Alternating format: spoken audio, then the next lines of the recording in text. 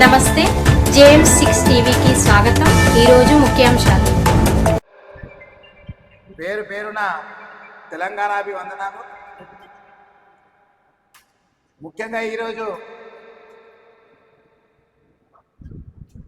ప్రధాన అంశం ఏంటంటే పత్రిక సమావేశం పెట్టడానికి సామాన్య ప్రజానికానికి ఒక న్యాయం, అధికారులైతే ఇంకో న్యాయం. సామాన్య ప్రజానికం ఏదైనా దరఖాస్తు ఇస్తే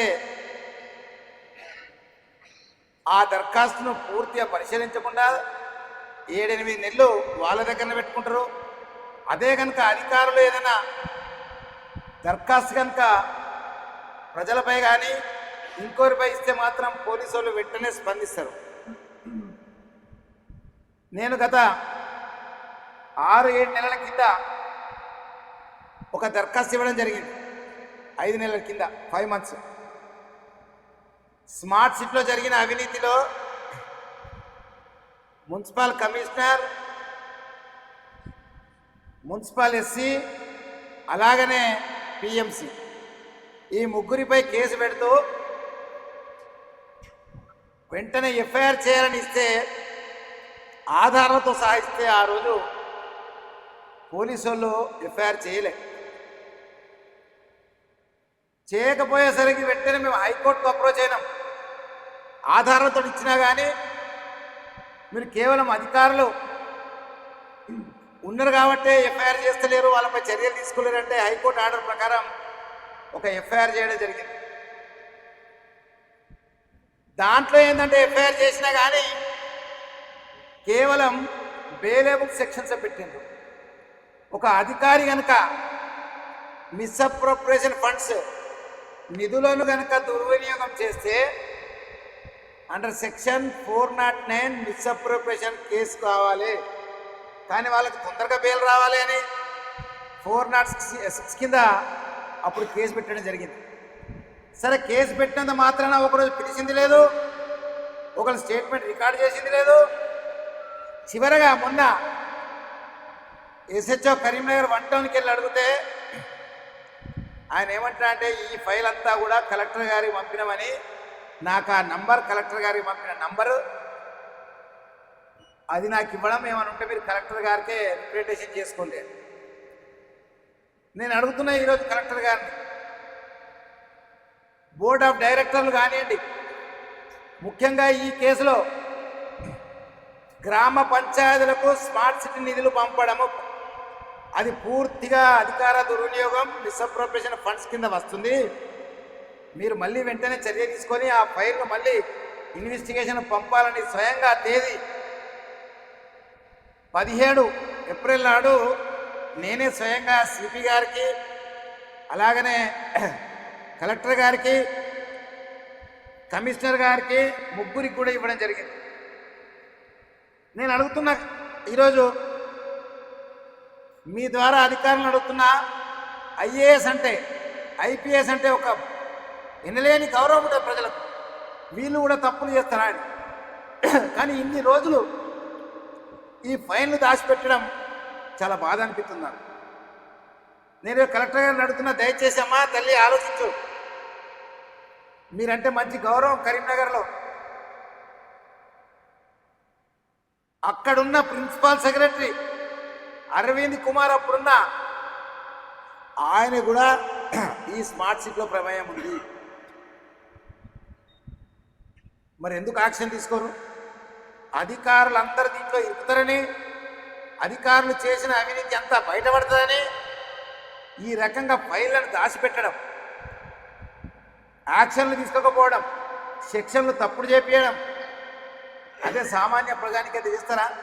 చిన్న దరఖాస్తునే తీసుకొచ్చి పోలీస్ స్టేషన్లో కూకోబెడతారు, ఇన్వెస్టిగేషన్ స్టార్ట్ అంటారు, కనీసం ఫోన్లలో మాట్లాడతారు.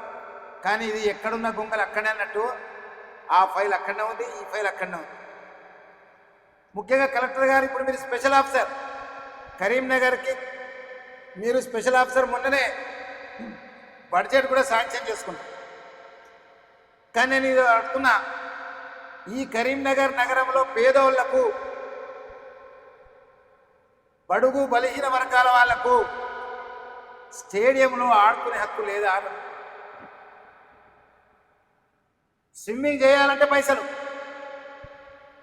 బాస్కెట్ బాల్ ఆడాలంటే పైసలు. నేను మేయర్గా ఉన్నప్పుడు కరీంనగర్ నగరంలో ఉన్న పిల్లలందరూ కూడా సమ్మర్ వెకేషన్లో, సమ్మర్ హాలిడేస్లో అందరూ కూడా స్టేడియంకు రావాలి అలవాటు చేయడం జరిగింది. సమ్మర్ కోచింగ్ క్యాంప్ అని, సమ్మర్ క్యాంప్ అని కొన్ని లక్షల రూపాయలు వెచ్చించి పిల్లలకు ప్రొద్దున్నే ఒక గుడ్డు, ఒక బనానా, ఒక పాలు ఇచ్చే సంస్కృతి స్టార్ట్ చేసింది. ఎందుకంటే నా నగరంలో ఉన్న పిల్లలు, నా జిల్లాలో ఉన్న పిల్లలు బలంగా ఉండాలి, బలహీనంగా ఉండకూడదు. స్పోర్ట్స్లో మెడల్స్ వచ్చినప్పుడు, ఒలింపిక్స్లో లిస్టులో పేరు లేనప్పుడు భారతదేశాన్ని బాధపడడు కాదు. చిన్నప్పటికెళ్ళి వాళ్ళకి అలవాటు చేయాలి స్టేడియాలకు. మరి ఈరోజు పరిస్థితి ఏంటి? స్టేడియంలో సమ్మర్ క్యాంప్ పెట్టలే. సమ్మర్ క్యాంప్కు పోవాలంటే పైసలు ఇవ్వాలి. ప్రభుత్వ పాఠశాలలో చదివే పిల్లలు మధ్యాహ్న భోజన పథకం ఉంటుంది వాళ్ళకు. కానీ స్టేడియంకి వస్తే మాత్రం స్విమ్మింగ్కు పైసలు కట్టాలి, ప్రతిదానికి పైసలు కట్టాలి. షటిల్ పైసలు కట్టాలి, స్విమ్మింగ్ పూల్ పైసలు కట్టాలి, బాస్కెట్బాల్ పైసలు కట్టాలి. ఇంకే స్పోర్ట్స్ ఆడినా కానీ ప్రతిదీ కూడా పైసలు లేని మరి పేదల సంగతి ఏదో అడుగుతున్నాను. మీరు బడ్జెట్లో పేదలు ట్యాక్స్ కట్టలేదా? అవి ప్రజల పైసలు. నేను కలెక్టర్ గారిని అడుగుతున్నా, ప్రజల పైసలను ప్రజల పిల్లలకు పెట్టేందుకు ఎందుకు వెనుకబడుతున్నారు మీరు? దయచేసి పిల్లలందరికీ కూడా సమ్మర్ కోచింగ్ క్యాంప్ అలవాటు చేయాలి. అది మన బాధ్యత. మున్సిపాలిటీలు అంటే ప్రజా సంక్షేమమే ఆలోచించాలి కానీ ప్రజలను ఇబ్బంది పెట్టేందుకు కాదు. డబ్బులున్న వాళ్ళు ఎక్కడికి పోతారు? అయితే క్లబ్కు పోయి స్విమ్మింగ్ నేర్చుకుంటారు.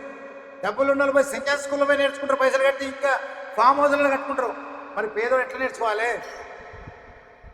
వెంటనే పైసలు తీసుకుని మానేయాలని మేము డిమాండ్ చేస్తున్నాం. సమ్మర్ క్యాంప్ అనేది ఉచితంగా ప్రతి ఒక్క విద్యార్థికి సమ్మర్ క్యాంపులో ఒక గుడ్డు, ఒక బనానా, ఒక గ్లాసు పాలు ఇవ్వాలని మేము డిమాండ్ చేస్తున్నాం. ఎక్కడ పెడగాలి? ఇల్లు కౌన్సిల్ లేదు. మరి మీరే స్పెషల్ ఆఫీసర్ కదమ్మా, దయచేసి ఆలోచించండి. అధికారులందరూ కూడా R&B పర్మిషన్ లేకుండా చొక్కారావు విగ్రహం కానివ్వండి, అక్కడున్న తెలంగాణ తల్లి విగ్రహాన్ని అమ్ముకున్న చరిత్ర. మరి చొక్కారావు విగ్రహం పెట్టినప్పుడు తెలంగాణ తల్లి విగ్రహాన్ని పెట్టాలి కదా. నేను అడుగుతున్నా, ఎక్కడెక్కడైతే జంక్షన్ ఇంప్రూవ్మెంట్స్ అని మీరు వాడినరో ఆ జంక్షన్ ఇంప్రూవ్మెంట్లల్లో R&B పర్మిషన్ ఉందా? ఉంటే దయచేసి కరీంనగర్ నగర ప్రజలకు తెలియపేయాల్సిన బాధ్యత ఉంది. ఆ డిజైన్ ఏంటి? 4 కోట్లకు ఒక్కొక్క జంక్షన్. ఇంకా కాలేదు, ఇంకా పని జరుగుతూనే ఉంది. గత 4 సంవత్సరాలకి వెళ్ళి junction improvement, junction improvement, junction improvement. So దయచేసి ఆలోచించండి. కలెక్టర్ గారు మీరు చర్యలు తీసుకోవాలి. ఇప్పుడు మీరు స్పెషల్ ఆఫీసర్, IAS ఆఫీసర్, మీరు అంటే గౌరవం ప్రజలందరికీ కూడా. కలెక్టర్లన్నా, IAS ఆఫీసర్లన్నా, IPS ఆఫీసర్లన్నా చాలా గౌరవం. ఆ గౌరవాన్ని కాపాడుకోవాలని నేను మిమ్మల్ని రిక్వెస్ట్ చేస్తున్నా. సమ్మర్ కోచింగ్ క్యాంప్ స్టార్ట్ చేయండి ఫ్రీగా, ఉచితంగా. గతంలో ఎట్లుండను అట్లా. అలాగనే ఏదైతే అధికారులపై అప్పుడున్న కమిషనర్ అవినీతిపై, అప్పుడున్న అధికారుల అవినీతిపై ఏదైతే ఆధారాలతో దరఖాస్తు ఇచ్చినామో దాన్ని దాచిపెట్టకండి. దయచేసి మళ్ళీ పోలీస్ స్టేషన్కి పంపి ఇన్వెస్టిగేషన్ స్టార్ట్ చేయమని నేను రిక్వెస్ట్ చేస్తున్నా. ముఖ్యంగా ఇంకొక విషయం, చివరిగా బడ్జెట్ను కూడా మీరు ప్రవేశపెట్టినందుకు నేను కరీంనగర్ నగర ప్రజల తరఫున మొట్టమొదటి బడ్జెట్ ప్రవేశం కలెక్టర్ గారు చేసినందుకు నేను అభినందిస్తున్నా. కానీ దాంట్లో మాత్రం ప్రజలకు కావలసిన సంక్షేమాలు పెట్టాలని నేను మిమ్మల్ని పర్సనల్గా రిక్వెస్ట్ చేస్తున్నా. ఈ మధ్యకాలంలో ఎన్నికలు లేవు, కానీ మున్సిపల్ కమిషనర్, ఇప్పుడున్న కమిషనర్ గారు చాలా హడావుడి చేసి ఏంటంటే డివిజన్ మార్కింగ్ చేస్తున్నామని ప్రజలను పెద్ద పరిశాన్ చేస్తున్నారు. ఏంటంటే నోటిఫికేషన్ రాకముందు డివిజన్స్ ఎక్కడికి వెళ్ళి మార్కింగ్ అయితే నాకు అసలు అర్థమే కాలేదు. ఇంకా నోటిఫికేషనే లేదు, ప్రభుత్వం ఏ నోటిఫికేషన్ ఇవ్వలేదు. బైఫర్గేషన్ చేయాలని నోటిఫికేషన్ రావాలి, అప్పుడు చేయాలి. ఈరోజు రాజకీయ నాయకులు అందరూ కూడా ఎవరెవరైతే కార్పొరేటర్ చేయాలనుకున్న వాళ్ళందరూ కూడా వాడలో పోయి ఈ నంబర్ నాకు అందుతుంది, ఈ నెంబర్ నాకత్తుంది, ఈ నెంబర్ నాకత్తుందని ఇప్పటికెళ్ళే ప్రచారాలు స్టార్ట్ చేసుకున్నారు. కానీ అటువంటిది ఏం జరగలేదు. దయచేసి నోటిఫికేషన్ వచ్చినాకనే అప్పుడు డివిజన్ మార్పులు అయితే డివిజన్లు అయితే 66 డివిజన్లకు టైం ఉంది. నోటిఫికేషన్ ప్రభుత్వం ఇవ్వాలి, అప్పుడు మార్కింగ్ చేయాలి. కానీ వాళ్ళు చేసింది రెవెన్యూ డివిజన్స్. ఆ revenue division election divisions different. దీనికి సంబంధం లేదు. దయచేసి రాజకీయ నాయకులు కూడా, ప్రజలు కూడా గమనించాలి.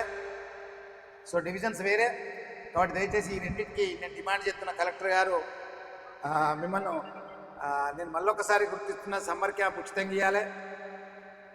పేద ప్రజలందరూ కూడా గ్రౌండ్కు రావాలి, బడుగు బడిగిన వర్గాల వాళ్ళు రావాలి, ధనవంతుల పిల్లలు కూడా అక్కడ రావాలి, అందరు రావాలి.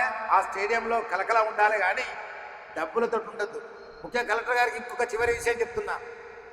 స్మార్ట్ సిటీలో ఒక స్పోర్ట్స్ మ్యాన్గా నేను మేయర్ అయితేనే అంత పెద్ద కాంప్లెక్స్ తీసుకొచ్చిన. ఎవరికి రాదు ఆలోచన.